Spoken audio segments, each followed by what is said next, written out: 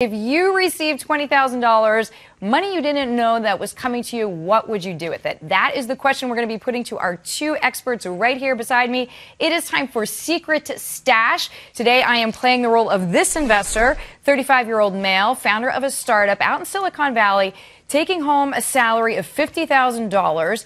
Business still getting off the ground. That's what he pays himself. He does have equity in the company. There is potential for a lot of money in his future.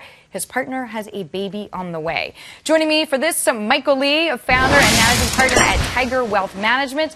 Lauren Lyons Cole is here as well. She is a personal finance contributor for TheStreet.com and a certified financial planner.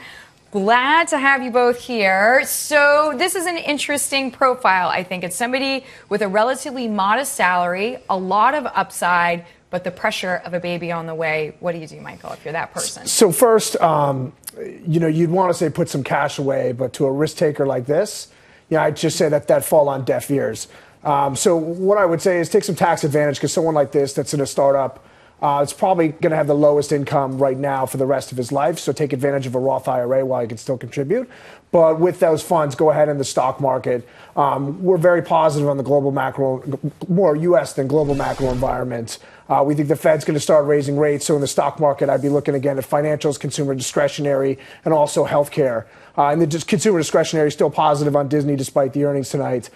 Still like the big money center banks, think that the Fed's raising rates, so you're going to get some real net interest margin expansion there. And then healthcare, I really like Gilead. Okay, so those are good picks, but I want to come back to you on Disney as well. But Lauren, what is your take overall? So $20K, relatively modest salary, high earnings potential, baby on the way.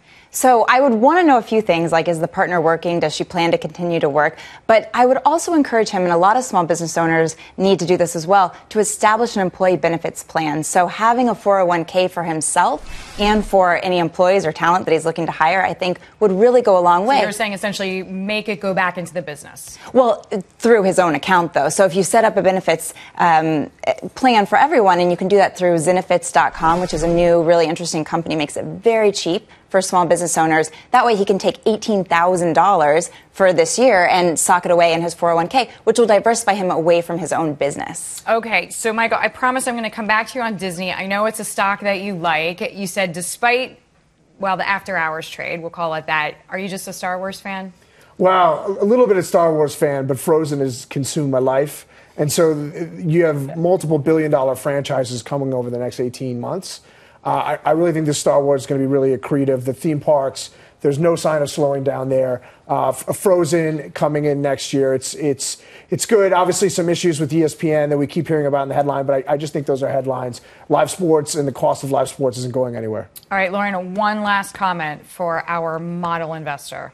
Well, why not add a 529 benefit as well, right? Not just for his own self, but for the employees at his company as well. I think this is an interesting thing for small businesses to consider. Which picks up on the tech talent wars that we keep hearing about. Thank you both for the ideas. Very good. Michael Lee at Tiger Wealth Management and Lauren Lyons Cole, contributor for TheStreet.com.